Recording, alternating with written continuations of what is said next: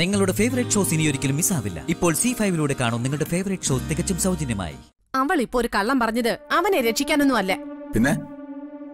പിന്നെന്താ അവനെ ശിക്ഷിക്കാനായിരുന്നു? അവള് മനസ്സിൽ മറ്റെന്തോ വെച്ച ഇപ്പൊ ആ DGPക്ക് മുമ്പിൽ മൊഴി കൊടുത്തത്. അയ്യോ എന്റെ ദൈവമേ, ഇവളൊന്നും ഒരിക്കലും നന്നാവത്തില്ലേ. ദേ, അവൾ ഇനി എനിക്ക് പൊന്നുകൊണ്ട് പുളിശ്ശേരി ഉണ്ടാക്കി തന്നാലും അവളോട് ഞാൻ ക്ഷമിക്കില്ല. കാരണം അവൾ എന്റെ മകന്റെ ജീവിതം തകർത്തവളാ. ഇവളൊക്കെ ഇത് എന്ത് ജന്മം.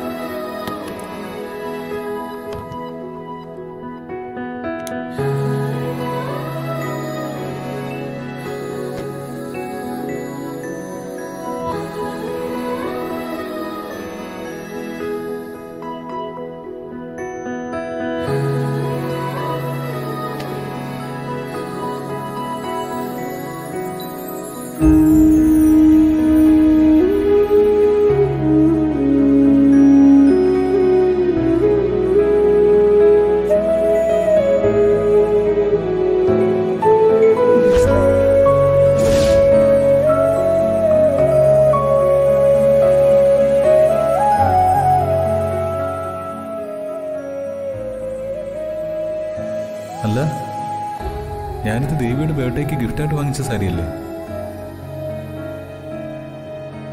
ഇത് മാധുരിക്ക് നന്നായിട്ട് ചേരും. ഇവിടെ തൊടുത്തപ്പോ നല്ല സുന്ദരിയായിട്ടുണ്ട്.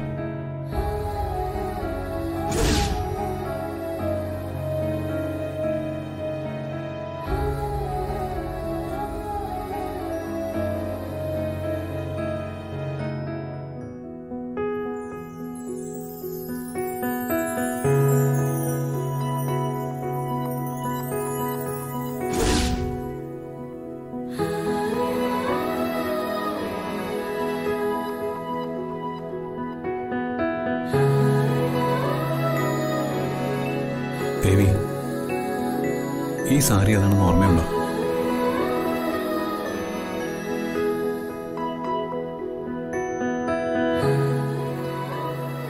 അതെനിക്ക് മറക്കാൻ പറ്റുമോ ചേട്ടാ? ചേട്ടൻ എനിക്ക് പിറന്നാൾ സമ്മാനമായി തന്ന സാരിയല്ലേ ഇത്. പിന്നെ എന്റെ ജീവിതം പോലെ തന്നെ ഈ സാരിയും എനിക്ക് ദാനം ചെയ്യേണ്ടി വന്നു. അന്നേ തൊടുത്ത് വിജയിച്ചതുപോലെ നിന്ന് മാധുരിയുടെ മുഖം എനിക്കിപ്പോ ഓർമ്മ വരുന്നത്.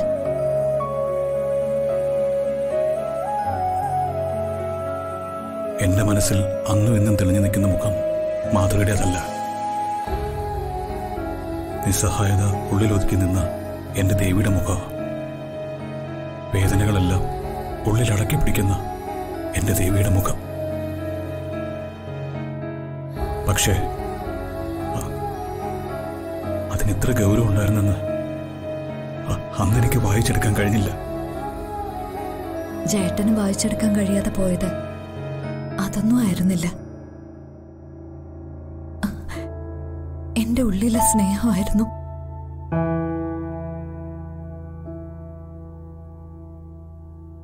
ഡൗൺലോഡ് ചെയ്യൂ C5 ആപ്പ്. കാണൂ എല്ലാ എപ്പിസോഡുകളും സൗജന്യമായി.